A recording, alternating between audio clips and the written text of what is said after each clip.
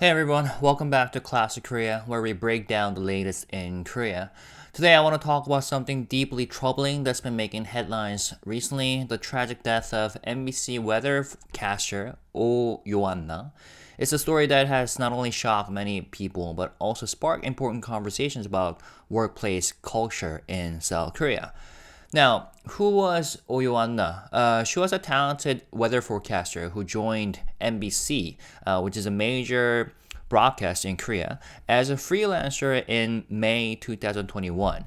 Before her broadcasting career, she was also a K-pop idol trainee and even appeared on the popular TV show You Quiz on the Block in 2022. Now, in September 2024, at just 28 years old, Oyoanna tragically took her own life. Initially, the cause of her death wasn't disclosed, leaving many people in the dark about the circumstances around her passing. Months after her death, on January 27th, 2025, a suicide note detailing her experiences with workplace harassment was discovered. According to a report by 매일신문 journalist Choi Hun-min, the note was found on her unlocked mobile phone and spanned 17 pages, totaling 2,750 characters. In it, O detailed the severe workplace bullying she endured from two of her fellow weather forecasters at MBC. She recounted instances where colleagues blamed her for mistakes she didn't make, called her back to the office after hours under the guise of training, and even created group chats that excluded her to further isolate and demean her.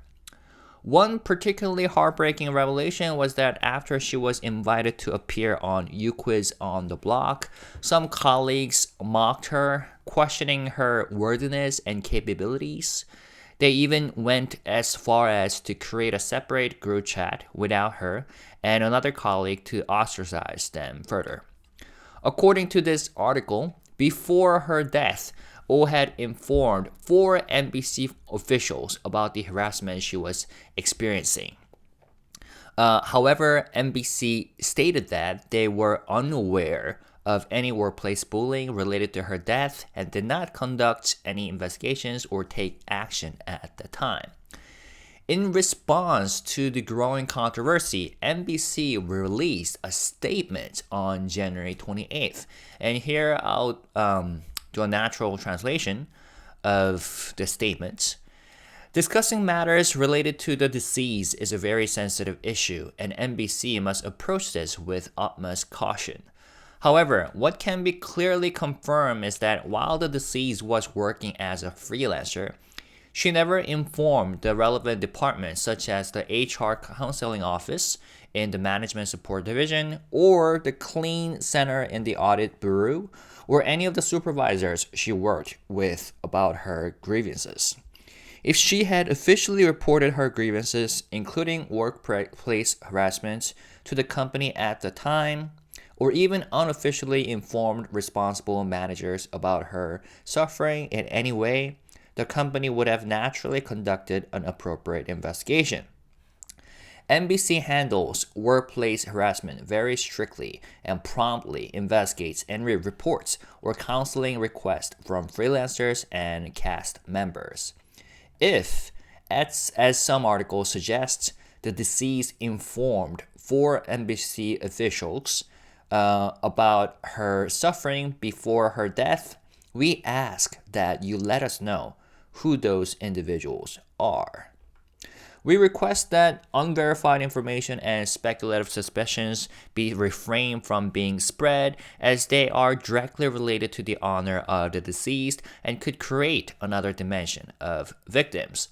At the same time, we express concern about forces that, without knowing the exact facts, approach this issue as an opportunity to shake MBC. MBC currently does not have the will that was recently confirmed to be written by the late Yoanna. If her family requests an investigation based on the newly discovered will, MBC is prepared to begin an investigation in the shortest possible time. As a public broadcaster and a cherished workplace for our members, MBC will strive to always walk the right path without shame. So, to summarize, MBC claimed that Yoanna had not officially reported any grievances to the relevant departments, and they expressed concerns over certain groups using the incident to criticize MBC without knowing the exact facts. Interesting. MBC's statement was met with strong criticism from multiple sides. That same day, KBS interviewed Yoanna's family, who expressed deep regret, saying they wish they could turn back time to stop her suffering. They also emphasized the need to prevent similar workplace abuse from happening again. During the interview, it was revealed that the family had already filed a civil lawsuit against the alleged perpetrators back in December 2024, well before the public even knew about Yoanna's suicide. The following day, on January 29th, O's family announced their intent to take further legal action against her colleagues who had allegedly abused their positions of power to torment her. They believe that MBC's statement downplayed their daughter's suffering and failed to acknowledge the responsibility of the organization in fostering a toxic work environment.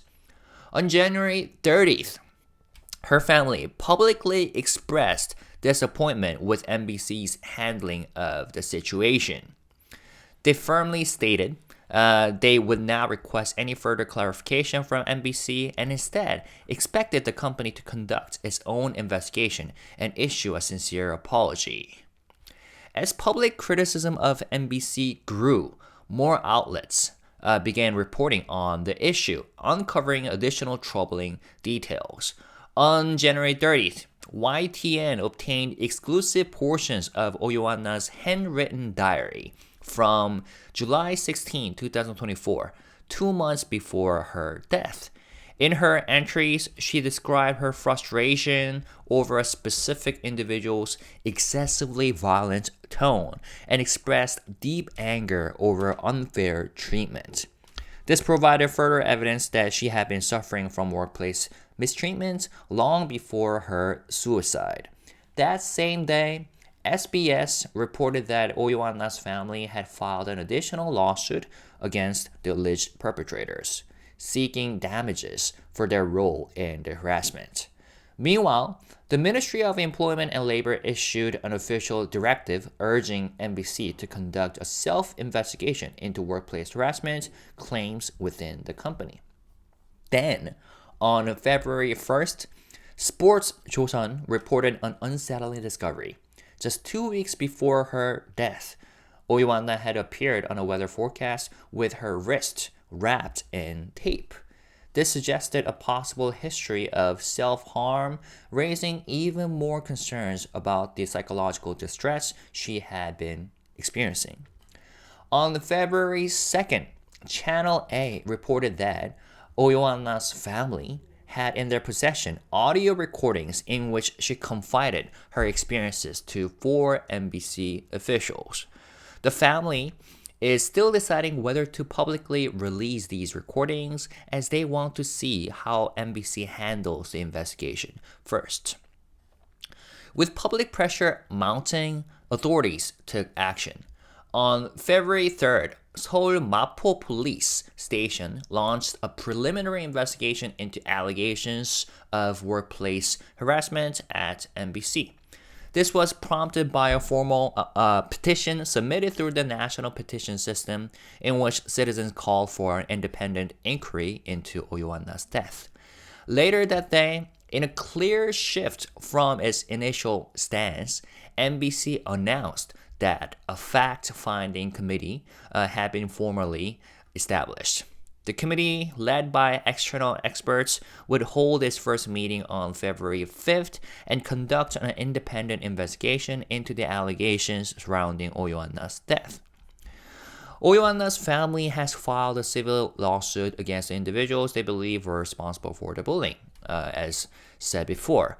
Politicians from various parties have also called for thorough investigations, emphasizing the need to address workplace harassment and improve conditions for freelancers in the broadcasting industry. Now, one part of MBC's statement that stood out was their concern about certain groups using the incident to criticize MBC without knowing the exact facts. At first glance, this might seem like a very defensive move, but when looking at the broader political context, their reaction starts to make more sense.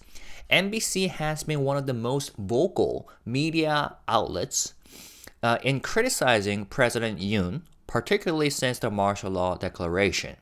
Given this, it's possible that MBC views the backlash as an attempt to discredit them rather than a genuine pursuit of justice for Yoanna.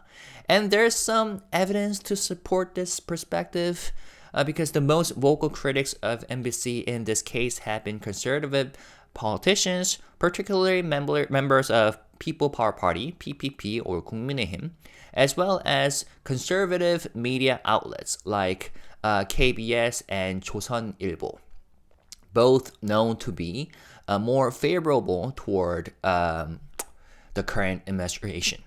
However, even if there are political motivations behind some of the criticism, that doesn't mean MBC's response was appropriate. The backlash against their initial statement hasn't been limited to just conservative figures. Many neutral observers, journalists, and the general public have expressed frustration, arguing that MBC is trying to politicize the issue to deflect responsibility instead of focusing solely on workplace harassment allegations. Their statements seem more concerned with external attacks. At the end of the day, this isn't just about MBC or politics. This is about accountability. A young woman repeatedly sought help and was ignored. Workplace bullying, especially in hierarchical and competitive industries, is a widespread issue in South Korea, yet real systematic change has been slow. MBC now has a choice. Will they conduct a genuine investigation that leads to real accountability, or will they let this become just another scandal that fades away once the media moves on? But more importantly, what about us? As viewers, as workers, as members of society, what can we do, or what can South Korean people do to demand real change? If workplace harassment and toxic work cultures continue to go unchecked, how many more lives will be lost before something actually changes? So, I want to hear your thoughts. Do you think this case will lead to real change, or will it fade away like so many other workplace bullying scandals? Should there be stronger laws to protect freelancers and contract workers from abuse? And do you think the media is handling this issue the right way? Let's continue the conversation in the comments. And if you found this video insightful, don't forget to like, share, and subscribe to Classic Korea for more in-depth coverage. And since this is a developing story, I'll provide updates if possible and if needed. Thanks for watching. Have a good one. Peace and love. Bye-bye. Classy.